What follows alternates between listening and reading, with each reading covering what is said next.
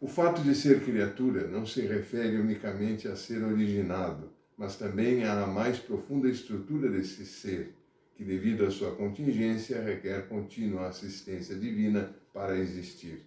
Deus não só cria, mas mantém na existência. As criaturas são conservadas na existência por Deus. São Gregório Magno dizia: de tal modo depende de Deus o ser de todas as criaturas, que nem por um só instante poderiam subsistir, voltariam ao nada, se não fossem conservadas no ser pela ação e força divinas. Ou seja, se Deus tirasse um cochilo, por um instante que seja, todo o universo desapareceria. Ele acordaria sem a criação, sem o universo. Deus não só dá ao ser a sua criatura, mas a cada instante a mantém no ser, lhe dá o agir e a conduz ao seu termo. É o que afirma o Catecismo, no número 301, e que nos recorda algo que também não deixa de ser um tanto vergonhoso, porque se nós pecamos com aquilo que nos dá Deus em cada instante. É com aquela capacidade, com aquela força, com aquele agir que vem dele, que ele nos dá naquele instante, que precisamente o traímos, o abandonamos e o ofendemos. Ainda que sob a letra da Bíblia haja subjacente um modelo de universo, uma cosmologia própria, que corresponde à época em que foi redigida, e isso é muito importante, porque quando vamos ler a Sagrada Escritura não podemos esquecer que ela foi escrita, o texto que estamos estudando foi escrito num determinado lugar, num determinado momento da história da humanidade, por determinada pessoa que tinha uma cosmologia, que tinha uma visão de mundo, de história, de existência, de ser humano, que não é necessariamente a nossa. Temos que perceber e desnudar essa mensagem humana, porque dentro dela vem uma mensagem divina.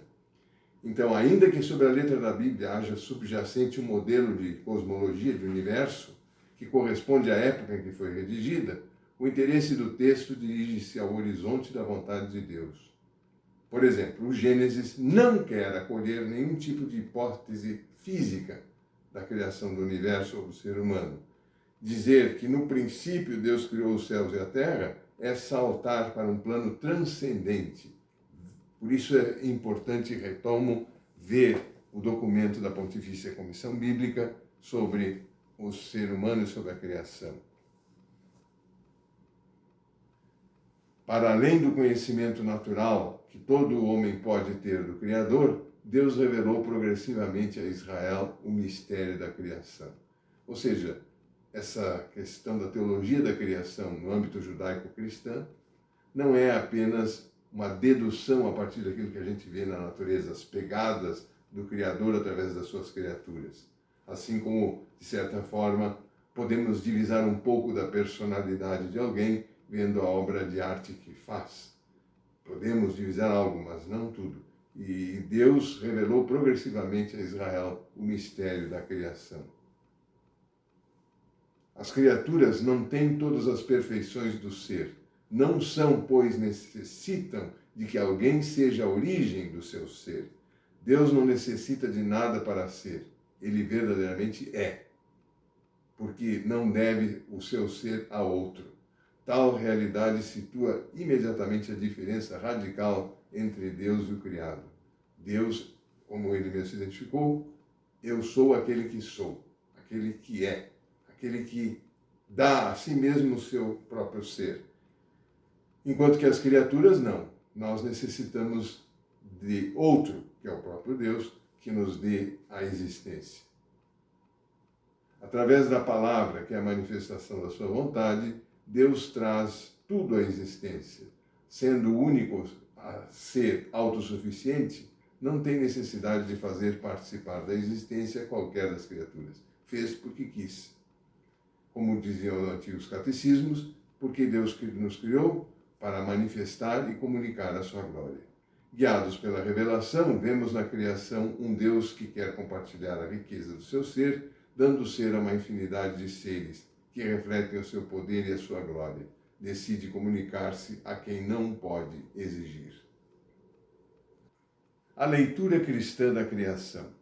Com a encarnação do Verbo Divino, os dados do Antigo Testamento não são suprimidos, senão recolocados num novo horizonte que permite entender com maior profundidade as ações divinas a partir da origem do mundo.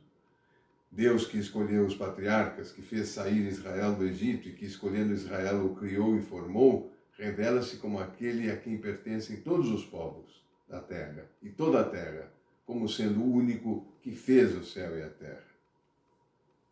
São Paulo, em Atenas, afirma: esse Deus que adorais sem conhecer é exatamente aquele que eu vos anuncio, o Deus que fez o mundo e tudo que nele existe. Sendo o Senhor do céu e da terra, não habita em santuários feitos por mãos humanas. De um só homem fez toda a raça humana para que habitasse sobre toda a face da terra. Destas palavras se deduz que, para os primeiros cristãos, pregar o Deus de Jesus Cristo está imediatamente unido ao pensamento da criação divina, porque sem esta realidade primeira e capital, não faz sentido nada do que Deus fez posteriormente. Em Efésios 1:4 lemos: Ele, Deus, escolheu-nos em Cristo antes do criar o mundo para que sejamos santos e sem defeito diante dele pelo amor. Portanto, há uma finalidade na criação do ser humano. Deus nos escolheu para que sejamos santos. Santos. Essa é a nossa vocação primeira. Recorda aos Efésios que estão chamados desde toda a eternidade a serem filhos de Deus. Todo o projeto da nossa santidade se encontrava já presente no momento da criação. Tudo está organizado em função da nossa chamada a participar da vida divina em Cristo. Catecismo número 292, insinuada no Antigo Testamento, revelada na Nova Aliança, a ação criadora do Filho e do Espírito Santo, inseparavelmente unida do Pai, é claramente afirmada pela regra de fé da Igreja. Existe um só Deus, Ele é o Pai.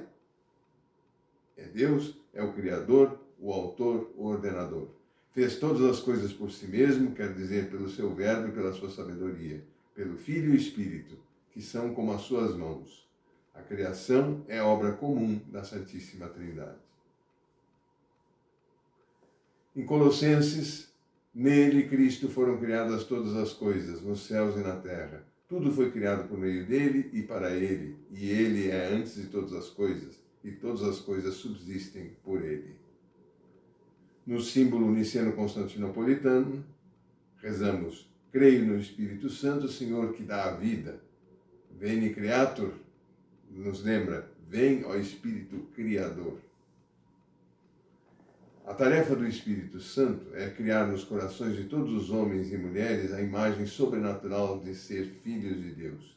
Todos os bens naturais e sobrenaturais provêm do Espírito, fonte de todo bem, como nos afirma a liturgia bizantina.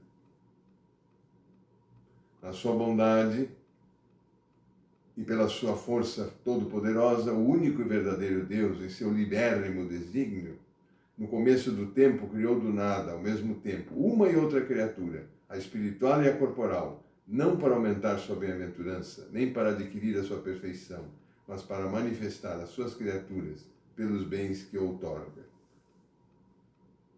O amor de Deus é a razão primeira e última da criação. O Concílio Vaticano I define que o mundo foi criado para a glória de Deus. A glória de Deus está em que se realize essa manifestação e esta comunicação da sua bondade, em ordem às quais o mundo foi criado. O fim último da criação é que Deus Pai, Criador de todos os seres, venha finalmente a ser tudo em todos, provendo ao mesmo tempo a sua glória e a nossa felicidade. Dizer que Deus é o Criador de tudo é uma coisa. Agora, querer explicar como Deus criou tudo é outra coisa. É uma tarefa que não cabe aos teólogos. Não tem como explicarmos aquilo que não foi revelado. Os cientistas tecem hipóteses, teses, estudos. O que nós temos que fazer? O homem deve tributar a Deus consciente e voluntariamente a glória que lhe rendem, de modo objetivo e inconsciente, o resto das criaturas visíveis. A adoração do homem a Deus supõe colocar Deus no centro da vida.